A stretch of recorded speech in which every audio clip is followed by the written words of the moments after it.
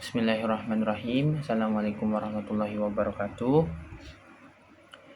Perkenalkan, nama saya Reval Fatur Rahman Yakub.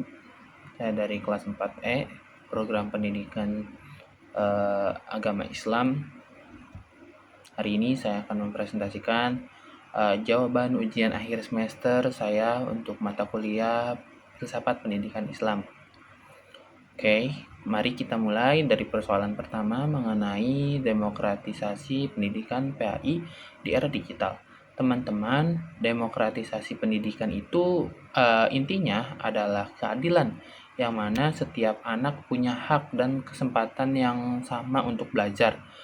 Dalam konteks PAI, kita bisa menerapkannya lewat prinsip syuro atau musyawarah, di mana ruang kelas menjadi tempat diskusi yang menghargai setiap pendapat murid, bukan lagi komunikasi satu arah dari guru. Nah, tantangan terbesar saat ini adalah digital divide atau kesenjangan akses internet. Nah, serta banjirnya hoaks agama di media sosial. Oleh karena itu, merujuk pada semangat pedagogi kritis, di era digital ini wajib membekali siswa dengan kemampuan literasi digital agar mereka bisa menyaring informasi agama secara cerdas. Selanjutnya, pada poin kedua, saya mencoba menyintesiskan pemikiran Ibnu Khaldun dengan kurikulum merdeka untuk tingkat SMP, yang mana dalam kitab Muqaddimah Ibnu Khaldun menekankan pentingnya mengajar secara bertahap atau tajrih, serta menyeimbangkan antara akal dan adab. Konsep ini sejalan serta menyeimbangkan antara kurikulum merdeka yang fleksibel dan berpusat pada siswa. Nah, penerapannya di kelas bisa diwujudkan melalui project based learning ataupun PBL. Misalnya, siswa diajak membuat project siswa sosial berkelompok. Nah, di sini itu otak mereka akan diasah memecahkan masalah. Namun proses kerja samanya tetap melatih mereka untuk saling menghargai dan beretika. Masuk ke poin ketiga, yang mana kita akan mengulas pemikiran Kiai Haji Ahmad Dahlan tentang integrasi ilmu untuk mengatasi dekadensis moral. Di sini itu beliau sangat menolak dikotomi atau pemisahan antara ilmu agama dan ilmu umum, karena hal itu bisa membuat pelajar menjadi sekuler atau kehilangan arah moral.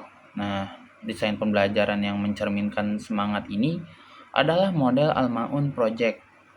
Jadi, siswa tidak hanya menghafal ayat tentang kepedulian sosial di kelas saja atau di kelas PAI, tetapi juga mereka juga belajar ilmu sosiologi dan ekonomi secara nyata dengan turun langsung membantu panti asuhan atau masyarakat miskin di sekolah atau di sekitar sekolah.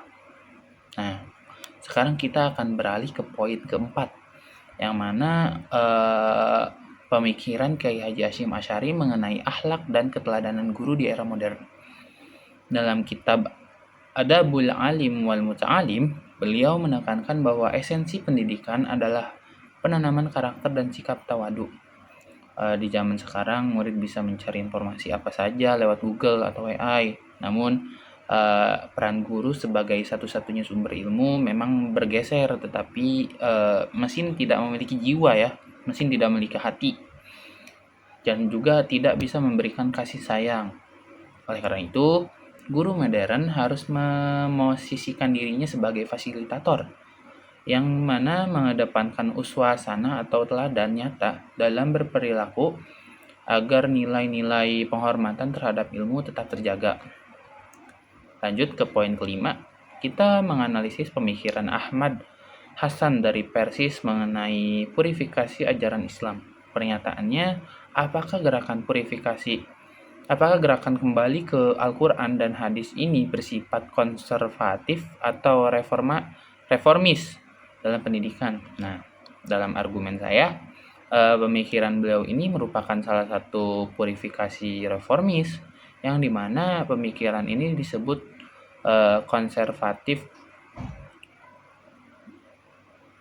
Juga beliau itu sangat ketat menjaga kemurnian akidah agar tidak melenceng. Namun di sisi lain, gerakannya sangat reformis dan modern karena beliau mendobrak tradisi taklid dan memaksa umat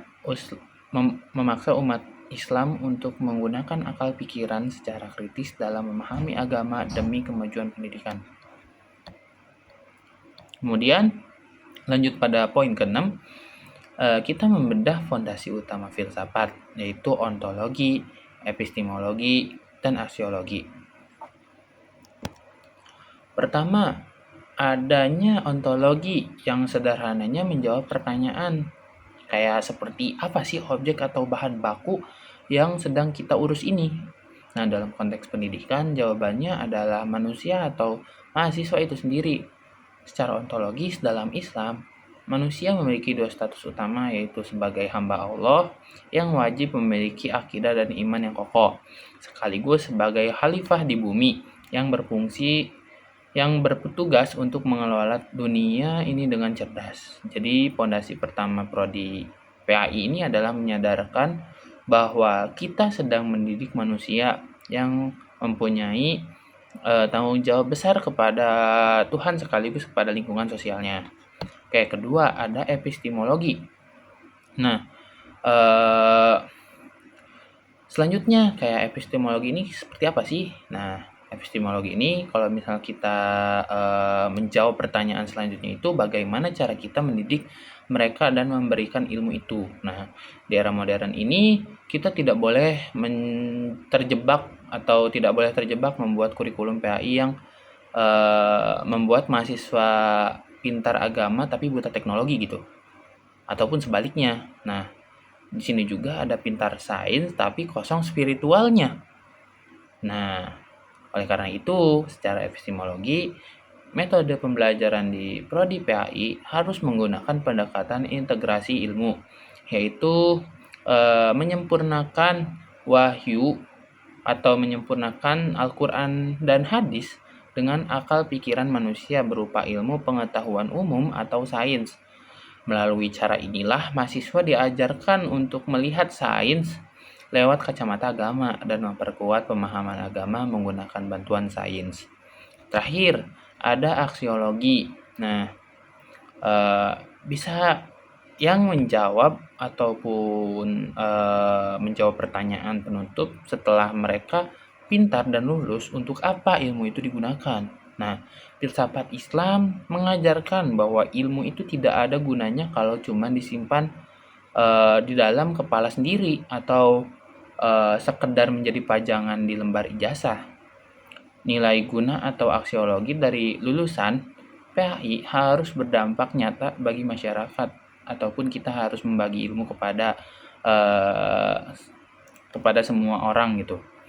Nah, yang mana menjadikan salah satu penggerak dan teladan dalam memperbaiki moral, akhlak, serta karakter orang-orang di sekitar mereka. Nah, ketika kita gabungkan ketiga jawaban tadi pada objek bagaimana caranya dan untuk apa tujuannya, maka lahirlah rumusan visi dan misi prodi PAI yang sangat ideal dan masuk akal, yaitu mencetak pendidik muslim yang berakidah kokoh secara ontologis, menguasai integrasi sains dan agama secara epistemologis, serta mampu menjadi pelopor perbaikan moral masyarakat secara aksiologis. Jadi penjelasan ini membuktikan bahwa menyusun arah program studi tidak bisa asal kalimat saja, melainkan harus punya dasar filsafat yang kuat dan terarah. Melangkah ke poin 7, kita mengevaluasi konsep ta'dib dari Syekh Naqib Al-Atas. Beliau berargumen bahwa istilah pendidikan Islam yang paling tepat adalah ta'dib, bukan tarbiyah. Karena tarbiyah ini terlalu umum dan bisa bermakna pada pengasuhan fisik seperti pada hewan ataupun tumbuhan. Nah, sedangkan ta'dib ini berfokus pada pengenalan tempat segala sesuatu secara tepat yang melahirkan adab dan keadilan. Jika konsep ini dimaksudkan dalam rencana pelaksanaan pembelajaran ataupun RPP, maka instrumen penilaiannya juga harus bergeser, yang mana pada fokus utama penilaian tidak boleh hanya pada aspek kognitif, ataupun nilai angka ujian saja, melainkan pada lembar observasi efektif yang mengukur bagaimana siswa dalam beradab, sopan santun, dan pengalaman agama siswa sehari-hari. Terakhir, pada poin ke-8, kita membahas Islamisasi ilmu pengetahuan dari Ismail Raji Al-Faruqi. Nah, untuk tingkat sekolah, beliau ingin agar ilmu-ilmu modern tidak dilepaskan dari nilai-nilai ketauhidan.